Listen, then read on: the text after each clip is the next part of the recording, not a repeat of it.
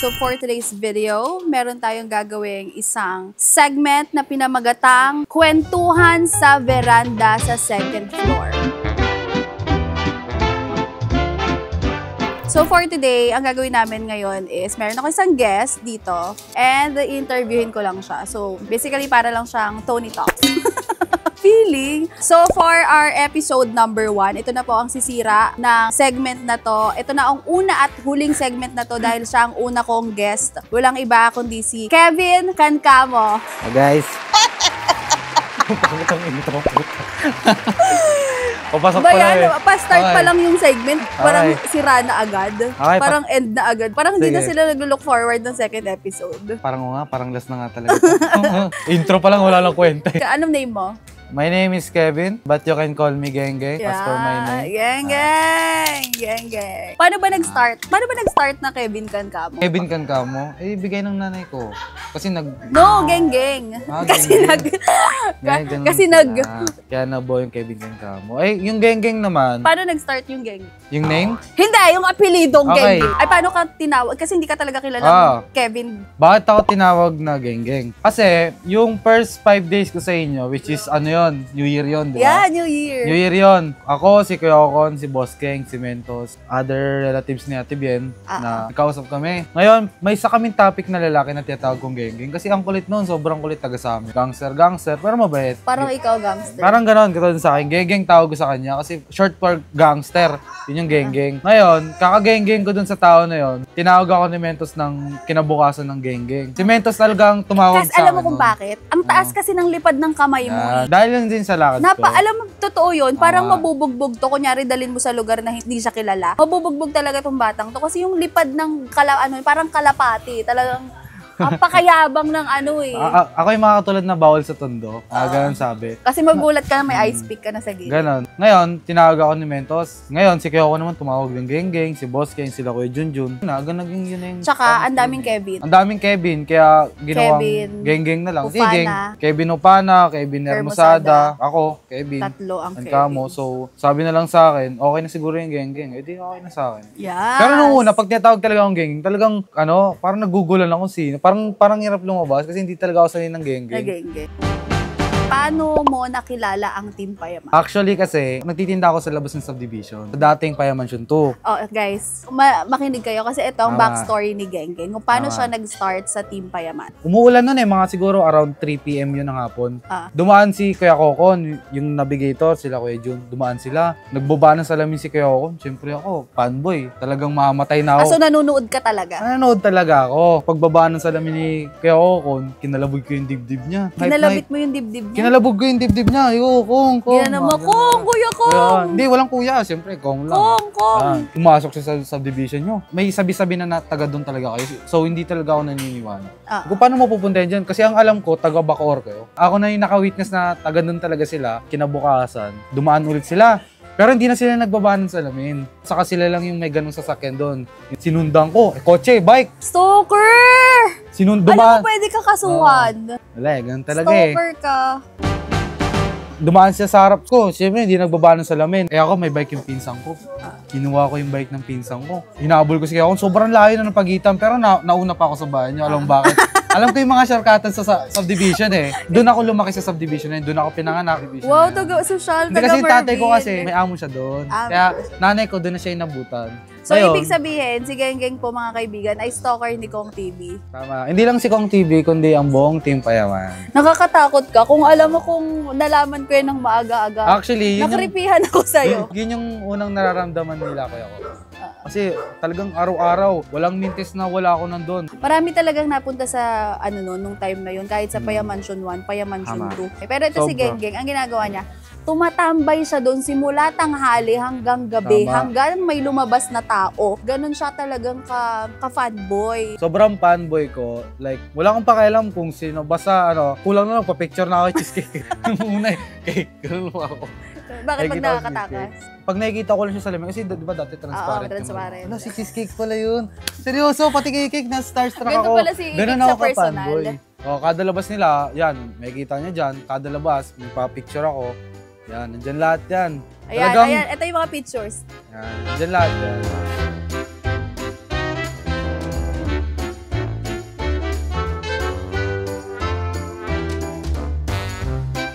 naalala ko sinabi sa akin ni Boss King na Kapag niya hindi niya ako kilala. Kilala lang nila talaga ako sa mukha. Na fan lang na nasa labas. Fan lang. Sabi niya sa akin. Araw-araw pa-picture. Kada kita sa akin pa-picture. At sabi niya, hindi ka ba nagsawa sa amin? Yung sabi niya, hindi siya nakangiti. Pero alam ko hindi mo siya galit. Sabi kasi ni Kuya Coco na alis na nga daw kayo. So, parang 1 month na lang ata. Basta kahit maka 10 picture ako, okay lang. Ganun lang ako. Meron pa one time. Hindi ko lang buntis na ba ako nun. Pero mahilig ako sa mangga. Tapos sinasabi niya sa akin na, Ate Pat, ano yung sabi mo? Ako kumukuha ng mangga niya. Nasa likod ng Payamansion 2. May bata doon nasa bintana.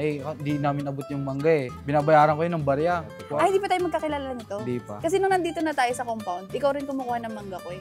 Tapos yun, dinadala niya ako ng mangga. Kala naman yung magiging team pa yun siya sa pamangga. Kailangan mo maging good image. Maging part ng good impression. Mapupunta na yun sa member eh. May masamang balak pala. Kaya pala magpa-araw-araw na nandun eh. Pero tataka ako dun, sabi ko, itong batang to, bakit walang palyaman lang na bisita dito sa bahay? Hindi niya alam, naaabala niya na kami. Tama. Pero hindi lang doon nagtatapos yun. Okay, next question. Paano ka nakapasok na helper sa Team Payaman? Kasi nung una parang boy-boy ka doon, di ba? Parang on-call lang. Tama, on-call. Sasabihin lang ako ni Chef, Kev, ganito kailangan ng tao ni Chef. Parang 1 taon muna bago ako nakapasok. Sobrang sipag niya talaga as in. Like, nakaabang lang siya sa baba na may tatawag sa kanya. Pwede naman siyang tumambay dun sa may area, sa may lounge area, kung saan sila nagpa-podcast. Pero hindi nandun siya sa labas, nag-aabang ng tawagin ni Kong TV kung may papagawa. Siya, magmamap siya, may mga step na may mga putik-putik, map niya agad yan. Tapos sa kusina, pag may hugasin, maghuhugas agad siya. Tapos sa second floor, pag kunyari may maamoy siyang tae ng aso, kahit hindi naman pinapagawa sa kanya, kukunin niya pati yung mga basura doon, tatapon niya. As in, naging malinis yung bahay namin. Dahil sa'yo talaga. Thank you. 15 days ko ginawa yun. That time kasi, bakasyon. Tapos, si Kuya Inday kasi noon, nung Pasko, umuwi na siya. Siyempre, gusto niya kasi makasama na yung pamilya niya. Ngayon, ako naman yung kinuha ni Kuya Coco. Which is, ang trabaho ko lang talaga noon, mag-boy. Alam mo ba, manifest ko lang yun na manifest, promise. What a big word. I'm so proud of you. Sana makapasok ako dito. Very beda. Sobrang masaya na ako na kilala ko sa mukha ni Kuya Coco. Talagang unang kita ko sa kanya, ang hirap matulog kasi si Kuya Coco nun. Tapos, alam mo ba? Maka-arte mo. Na-starstruck ako nun. Nakita mo si alam mo, kahit dalawa lang yung picture kay Kuya Coco, pero parang nakisandang palit-palitado ako kakatingin ng picture. Ano first impression mo kay Kuya? Like, mabait ba? Masungit? Ay, mabait si Kuya Coco. First impression mo Sobra. talaga. Alam mo ba yun? Hindi, before mo pa siya makausap. Mabait na agad mabait yung... kasi sabi ko, Kung pwede po magpa-picture. Sabi niya, sige, wait lang. Papark kasi sa time, papark siya ng kotse. Talagang pagbaba niya, pinarayo niya muna ako kasi nakatayo ako sa labas. Kasi nakaantay ako sa labas eh. So first impression mo sa kanya, mabait. Kilala Ngayon ko na ako. mas malalim na yung relationship niyo ni Kuya, ano yung mas na-discover mo kay Kong TV? Ngayon, tinanong ni Kuya kung nag-aaral pa ba ako. Sabi ko, oo po, nag-aaral po ako. Sabi niya sa akin, sige, ako nang bahala sa pag-aaral mo. Wow. Sabi niya sa akin, ako nang bahala sa college mo. Basta galingan mo lang. Basta kasi okay naman, naglilinis ka naman, wala problema. Nung una, sahuran?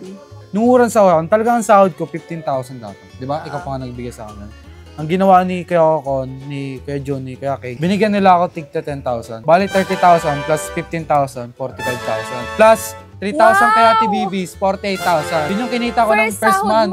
48,000, pero lahat yun, hindi ko kinuha. Binigay ko sa nanay ko. Wow! Binigay ko sa nanay ko. Kasi, I'm so proud. Walang business yung nanay ko kasi may business kami dati pero na-bankrupt. Kaya ako nagtatrabaho kasi para sa nanay ko. First time mo makahawak ng ganung pera? First time ko humawak ng 10,000. Alam nyo ba, nung time na binibigyan namin siya ng pera, ayaw niya talagang tanggapin. As in, yung kailangan pa naman nakikipaghabulan pa siya para lang mabigay namin yung cash na yun. Kasi naman, napakasipag niya, deserve naman niya na parang suklian. Parang ibalik yung sipag na, syempre nakikita mo, gaayos. Tapos nung naglipat kami dito, siya talaga nagbubuhat. Sobrang tuwa namin kay Genggeng. Binigyan namin siya ng 10K. 10K. Ayun, naka-accumulate siya ng total of 48,000. 48. Tapos binigay mo sa parents mo. Binigay ko sa parents ko kasi kaya ako nagtatrabaho kasi para sa nanay ko. Kasi nakikita ko yung hirap ng nanay ko eh. Kasi tatay ko nag-drive. Nanay ko sobrang nahihirapan nanay ko. Kulang na lang feel ko umiiyak ng patago yung nanay ko. Wait lang, tangina talaga kaya ayaw ko magkwento eh. Naiyak wait lang. Okay lang. Kasi kung di ako pinag-aral ni Kuya Coco, di na ako mag-aral ng grade 12. Kaya lang ako nag-aral. Kasi thankful ako kay Kuya Coco, pinag-aral niya ako. Wait lang, naiyak ako, gago. Nakakaiyak yung story ni Ging. Sobra. Kasi, nung una ko siyang narinig na luluha-luha talaga. Kasi ganito talaga yon. May nagtanong sa akin, teacher, anong balak mo? Sabi sa akin, nag-ano ako ng college. Sir, wala naman akong balak mag-aaral na talaga. Ayoko na mag-K-12. Gusto ko okay na ako sa 4th year. Nag-aaral ako ng 4th year, nagtatrabaho na ako nun. Kasi that time, module lang. Pandemic. Nag-aaral ako nun, nagtatrabaho ako karinderya sa tita ko. Karinderya. Tapos kada kumikita ako, monthly. Ano ginagawa mo sa karinderya? Nagluluto? Hindi, naghuhugas. Tapos pag may tapos na yung punas. Ang gising ko noon, alas 2 madaling araw. Matutulog ako ng alas 10 ng gabi. So, ang tulog ko lagi, 3 hours lang. Tapos sahod mo? Sahod ko, 150, 200. Isang araw? Isang araw, 150. Tapos ikaw na nagpapaaral sa sarili mo? Ako na nagpapaaral. Baon, hindi mo na inasa sa magulang mo? Hindi na. Kasi matagal na akong hindi umasa sa magulang ko, parang 14 years old na bata. Wow. Ang first job ko, sobrang dami kong pinasukan, pero ang pinakatumatak sa akin, kasi lahat ng kaibigan ko, may mga Converse sila. Chuck Taylor yun. Chakte. Ngayon ako yung walang ganun. Ayoko nang magsabi kay nanay kasi yun. Ngayon, ang ginawa ko, trabaho construction, parang 3 days ata. Pakyawan. Parang kinita ko ata ng 3 araw. 750 ata kinita ako nun. 3 days? 3 days na yun. After nun, nakabili na ako ng sapatos. Aww. Tapos yung sapatos na yun, siyempre, may sapatos na ako, tuwang-tuwa na ako. May natira. Yung iba, binigay ko sa kapatid ko, hindi ko binigay sa nanay. Kasi sa aming magkakapatid, ako lang yung nagtatrabaho. Iba sa kapatid ko, iba sa konti, sa akin, siyempre. Kasi konti lang naman natira. Parang 300 lang ata natira. Tapos yun, binibigay ko sa nanay ko. So ganyan siya si Genggeng. Instead na i-keep niya sa sarili niya, hindi. Sinishare niya talaga sa mga kapatid niya. Kasi siya yung mayroon kahit papaano. Break lang po yung guest natin. Nagpapahupa lang ako ng damdamin. Yung time na yon, binibigay ko yun sa mga kapatid ko, diba? Tapos ito lang lately, nalulungkot ako kasi actually nag-post ako nun sa TikTok. Pero pinrivate ko nun sa akin kasi gusto ko lang ilabas yung nararamdaman ko. Patayin ako. Kasi Aww. Not for me kasi para sa pamilya. Kasi nangingi sa akin pamasko nanay ko. Siyempre wala akong pera eh. Gusto ko mapag-ipon kasi gusto ko malaki yung bangko ko. Pera ng bangko ko 26K lang. Gusto ko yung, ngayon? Ngayon, 26K. Yes, may 26K na. Iniipon ko yun. Senior high ako, wala akong si 26K. Pero napakatagal na nun. Nung Pasko, gusto ko siya bigyan kasi binigyan ako ni Keo ng pamasko eh. Gusto ko siya bigyan. Pero mas inisip ko na biglaan namin kailangan ng emergency, wala akong mauna. Kasi yung wala kang mabigay sa kanila. Yeah, wala akong mabigay sa kanila. So, yung pera na yun, hindi yung para sa akin. Para yun sa biglaang pangangailangan ng pamilya namin. Kahit wala silang pagkain. At least kahit pa paano. Iniisip mo rin yung kapakanan ng pamilya mo just in case na meron kayong emergency. Basta personal ko, kaya personal matters ko. Ayoko mangikay kay ako. Nangihingi ako, pero yung belo ko like 3 days. Ganun katagal yung belo. Baon ko nga, bumibelo pa ako ng ilang araw. Ang nagpapaaral kay Genggeng ay si Kuya Kokon. Di ba yung inoferan ka? Saan mo ba gusto mag-aral before? Gusto ko public lang. Actually, ang gusto ko lang mag-aral sa Pasay. Sa Pasay? Si kaya ako lang namimilit na maglasal ako. Gusto niya maglasal or... Ngayon, napunta ako sa San Beda. Kasi yun yung pinakamalapit. Tapos sabi ni Keon, para di daw ako mapapagod. Nagkulitan pa kami ni Keon sa Canete Views na doon ako mag-aral. Hindi naman sa ayaw ko doon mag-aral kasi private. Ang ayaw ko kasi yung perang gagastusin sa akin. Aww. Ayoko. Sobrang nahihiya ako. Naiyak ka? Sobrang naiya ako nagagastos ba't mo ginrabo? Wala eh. Sige ako na namimilit. Kaya niya ako inalok ng siyang bahala sa akin. Tapos parang nangyayari kung tatanggihan ko sa school niya. Parang sinusuway ko na yung gusto niya. Concern siya sa future mo kasi nga gusto ka niya mapagtapos ng pag-aaral. Pero for a short period of time na kasama namin si Genggeng, yung tiwala ni Kuya sa kanya, nakuha mo yung tiwala ni Kong TV. Alam din naman namin kung gaano ka talaga kasipag at kabait at saka may respeto talaga sa mga tao. Dito sa compound, kahit yung mga editors, ganyan, nire-respect niya talaga. So from there, yung values na yon na pinakita mo kay Kong TV, in return naman, talagang yung tiwala niya sa'yo nandun. Alam mo si Kuya, hindi naman yan mag-aano ng... Ay, hindi. Kilala ko si Kuya. Parang hindi siya yung isusubo sa'yo kung parang hindi ka deserve. Ganon. Tama. So nakita niya sa'yo talaga na deserving kang pag-aralin. Tama. Actually kasi, wala siyang kamura-mura sa akin kasi hindi na siya agad magbibigay ng ganung tiwala. Totoo yan. Alam nyo guys, ilang beses na kaming parang, si Kuya na parang nai-scam or naloloko, na anuhan ng pera. Maraming beses na. Simula Kongdo days pa. May mga talagang hindi pure yung intention, hindi genuine yung friendship na ino-offer. Marami na kaming ganun na nakilala. So si Kuya, natuto siya along the way, as time progress, natuto siya na hindi na lahat ng gustong makilala ang Team Payaman ay good yung intention. So si Geng, nakita niya na bait na bata, hindi siya yung parang garapalan na pahingi akong ganito, pahingi akong, hindi siya ganun eh. Kusang binigay sa kanya ni Kuya yung in-offer ni Kuya na pag-aralin kita. Ang pinakamahirap kunin na loob kay Kuya Kokon, kahit feel mo close. Yo, totoo yan. Kahit feel mo close na kayo, pero deep inside, di mo pa nakukuha yung loob mo. Marunong na siyang makaramdam ng aura ng tao. Kasi before, go lang ng go pasok lang dito, sige, pasok lang kayo dito sa group namin, Tipayaman, ganito. Kasi ang unang inisip ko noon kung bakit tuwang-tuwa ako magtrabaho sa kanila, siguro feel ko okay yung kikitain ko dito. Yun yung talagang nasa isip ko. Okay yung kikitain ko dito. Na mag-boy.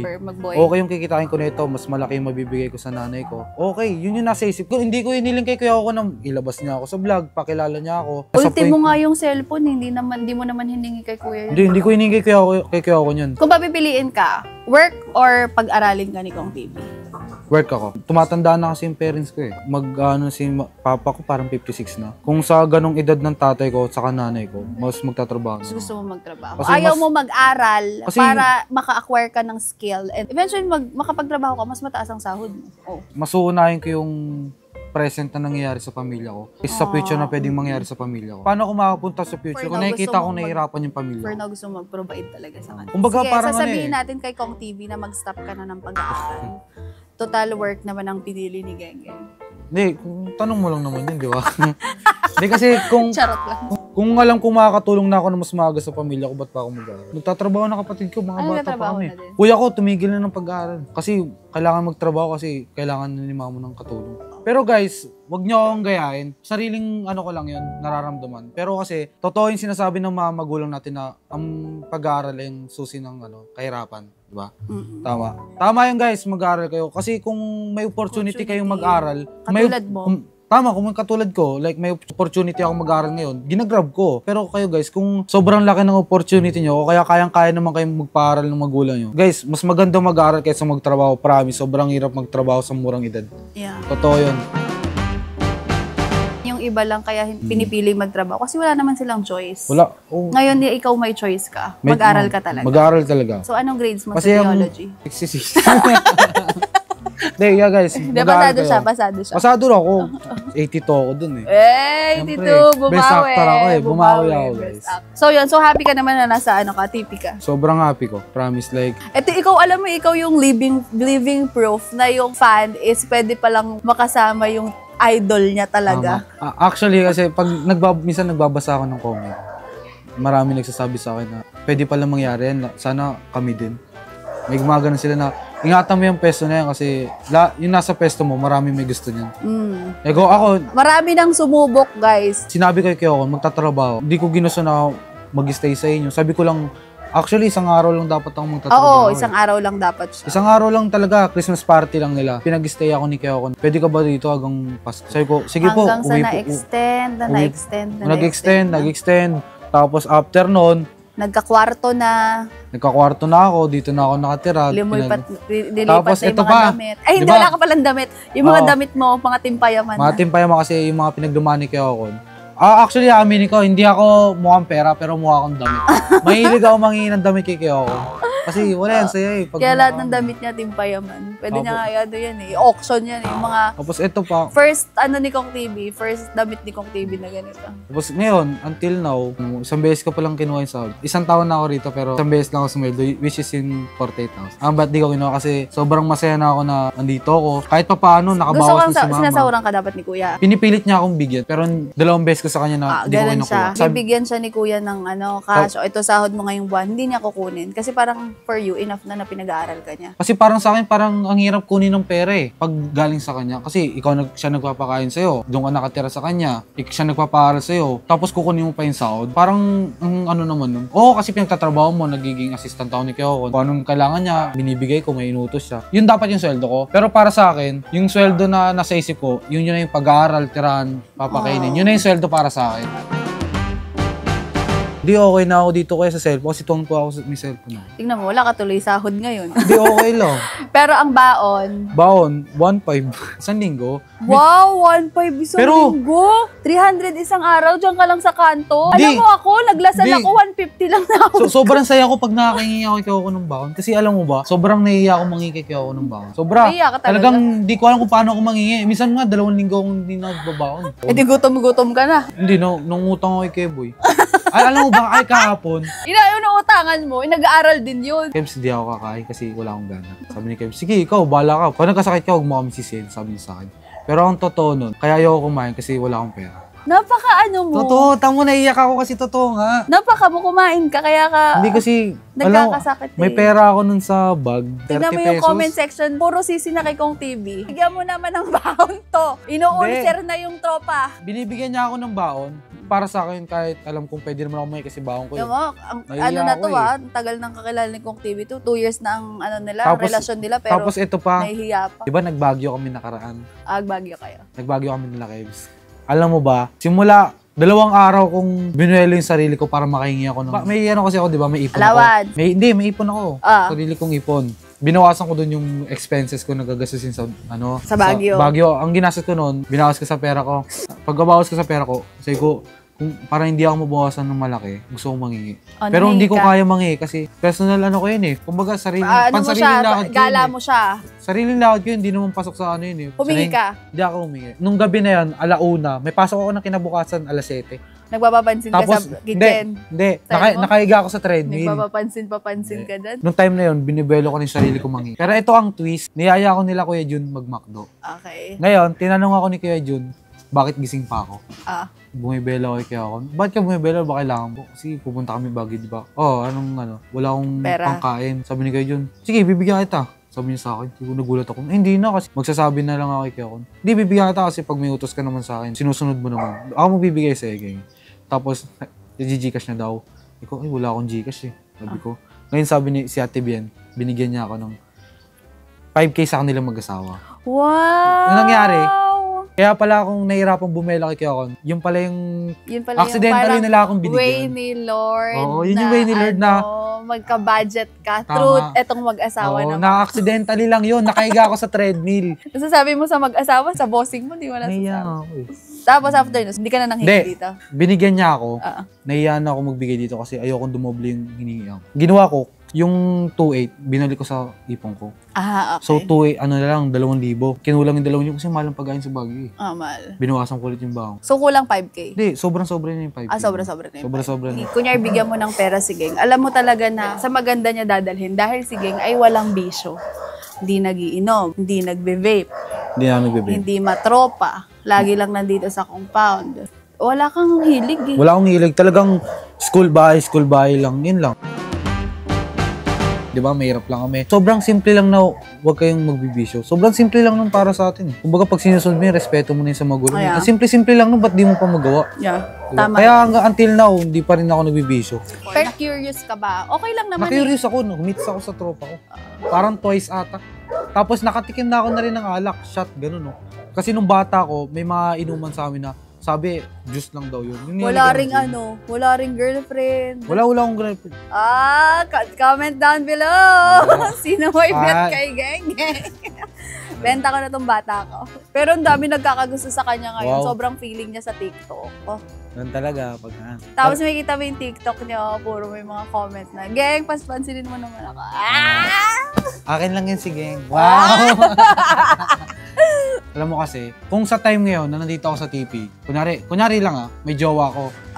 Parang ang pangit naman nun yung perang gagamitin namin kunyari sa pandidate. Saan ko kukunin kay Kyokon? Ang pangit naman kung hindi ko sariling hirap. Diba? Tama na. Ano sabi mo kayo? Kyokon, pay ako nung ano. Kunyari dito ka nag-work, tapos sinasahuran ka, sarili mong grind. Mag-girlfriend ka. Hindi. Kaya nga ako nagtatrabaho kasi para sa pamilya ko. Aminin mo na, walang nagkakagusto sa'yo. Wala. Oo. Charot, dami nagkakagusto ko. Sa ngayon, pamilya ko talaga. Ako nyari next year, Geng, hindi ka na mapag-aaral ni Kong TV, hindi ka na rin mapapasahod. Di magtatrabaho na ako. Hindi, I mean... Aalis ka na dito? Hindi ako alis. Kaya ako pa rin ako titira. Kahit wala akong sa... Promise, mamatay. Grabe naman yung dito plastic, dedication. Di porket nakakamer. Masaya rin nanay ko para sa akin na nandito ako. Kasi nakikita niya na 2 taon akong pabalik-balik sa inyo. Tapos nag-worth yung ginawa ko na yun.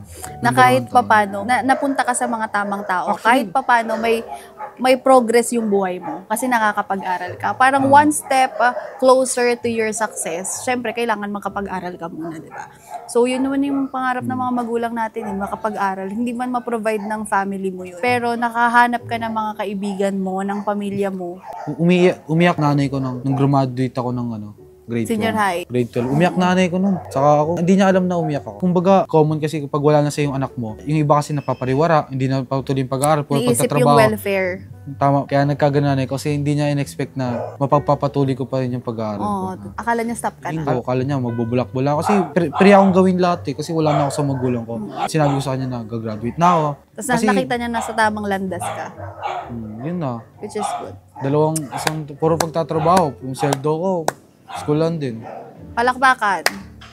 Ang ganda. Ang inspiring ng kwento ni Genggeng. Ang moral lesson of story. Humanap ka ng idol mo at Ito guys, kung sa tingin yung pare-pares tayo ng buhay ng katulad sa akin, pag alam nyong kaya nyo na magtrabaho, pag piling nyo kaya nyo naman, kung alam nyo makakatulong kayo sa magulang nyo, gawin nyo yun guys kung para sa magulang nyo. Siyempre huwag nyo pa rin kakalimutan yung pag-aaral. Yes. Take it from Kevin Cancamo. Next part na ng vlog na to ay Fast Talk with Genggeng! Okay, first question. May girlfriend? Wala. May ex? Wala. Hindi. Single since birth? Hindi ako nanligaw sa kanya dati. Pero yung mga tropa ko kasi, parang lagi kami pinaglalapit. Yun lang, pero hindi kami nagkaligaw. MU, gano'n. Pero isa lang yun. Sige. Until now, parang... Crush na artista? 5. Catherine Bernardo. Crush na influencer? Wala. Full name ni Kong TV? Lincoln Cortez Velasquez. King Kong? Anong King Kong? Lincoln! King Kong Cortez Velasquez. Lincoln kasi. Year na pinanganak si Kidlat? July 5, 2022. Favorite kuya sa Team Payaman? Kaya ako. Favorite ate sa Team Payaman? Ate Bibis. Sorry. Sabi mo kasi favorite eh. Siyempre parang favorite ko kayo lahat pero... Talaga ba, Geng? Hindi, favorite ko naman si ate. Favorite naman tayo. Ikaw lang yung kausap ko eh. Actually, ang pinaka-close ko sa buong magkakapatid, si Ate Pat talaga. Siya ang pinaka-close ko. Pero hindi mo ako piniling favorite mo. Naka-vlog ka. Magmumukhang bias. Kakapikon. Favorite ate sa Team Payaman? Ate Bibis, Ate Pat. Hindi, yun na. Ate Bibis na lang. Para hindi na kita iyan. Kasi magmumukhang bias kasi. Closest ate sa Team Payaman? Ate Pat. Ate Pat. Totoo yun guys. Hindi porket vlog niya to. Hindi ako bumabawi sa kanya pero siya ang pinaka-close ko. Sinong pangalan naming magkakapatid? Lincoln, Marlon, Patricia, Venice. Patricia Joy! Patricia Joy ka ba? Sorry, di ko. Okay, Patricia Joy. May walang Joy. Walang Joy. Sinong panganay sa aming magkakapatid? Lincoln. Favorite vlog ni Kong TV? Favorite vlog niya? Papa Kokon. Kasi na-inspire kasi ang galing ginawa niya yung para sa anak niya eh. Closest kuya sa Team Payaman? Kaya ako niya. Pinakamabait sa Team Payaman? Na Kuya Jun sa akin. Kuya Jun. Hindi si King. Ang bait ni King sa'yo. Ang bait. Kasi pinapili mo ko isa eh. Mabait din naman sa akin si Kuya King. Actually, eto guys, kagabi lang, pinaglutuan ako ni Kuya King. Sinisingit yung asawa. Laging gusto kami. Kagabi lang to, pinaglutuan ako ni Kuya King ng fried rice. Kasi walang pagkain sa bahay. Punta ako dito sa mga. Sige, paglutuan ko. Okay. Ano yung pinakamabait na girls? Pinakamabait na. Siyempre si Ate Pat, siya yung pinaka-close ko talaga sa lahat eh. Hindi ako bias. Siya yung pinaka-close. Siyempre siya na yung pinaka-mabait. Tinetest lang kita. Napaka-ano mo. Sino yung pinaka-hindi mo close sa Team Payam? Si Kuya Yo ang pinaka-hindi ko. Kunyari pagdating Walang sa bonding. 100%, si Kuya Yo parang nasa 70. Kasi hindi kami marunong nagkakasama eh. Hindi nagkakasama. Okay. Favorite baby? Favorite baby? Siyempre si Kidlat. Nagsaselos ka kay Kidlat. Hindi. Actually, ang sarap kausap ni Kidlat eh. Para talaga, favorite talaga siya ni Kidlat. Guys, hindi ko na maitatanggi kahit anong buwisit ko talaga na pansinin ako ni Kidlat. Pag nandyan si Genggeng, wala na. Wala na talaga. Attention sa akin na nasa kanya talaga lang. So, yun guys. Thank you, Geng. Thank you. Thank you, Geng, kasi sinamahan mo ako. Nalaman nyo na yung kwento ko ha. So maraming salamat, Geng, kasi sinamahan mo ako sa first episode ng Kwentuhan sa Veranda. So guys, comment down below kung sinong gusto nyong mga next. Kung meron pa bang susunod to o last episode na to. So comment down below kung meron kayong gustong makachikahan ko lang. Yun lang guys. So comment down below kung meron kayong mga vlog suggestions. Yun lang guys. Maraming salamat. Bye! Bye guys. Thank you.